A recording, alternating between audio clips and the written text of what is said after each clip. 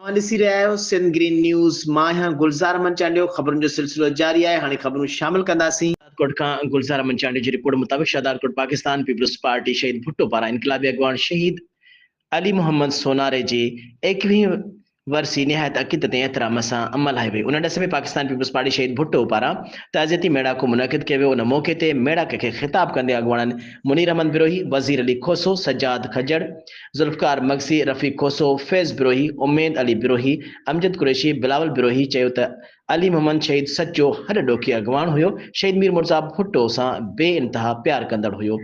हुननि चयो त पाकिस्तान पीपल्स पार्टी शहीद भुट्टो अवामी जमात आहे, जॾहिं त ज़रदारी लीग अवामी दुश्मन ऐं फोरू टोलो ऐं अवाम जे वसीलनि ते धाड़ा हणंदड़ टोलो आहे। हींअर सिंधु दरिया ते धाड़ो हणण जी कोशिश करे रहिया आहिनि, पर खेनि मुंहुं तोड़ जवाबु ॾिनो वेंदो। उन मौक़े ते शहीद अली मोहम्मद सोनारे जे ईसाल सवाब लाइ ख़ैरात जो एहतमाम पिणु कयो वियो हो।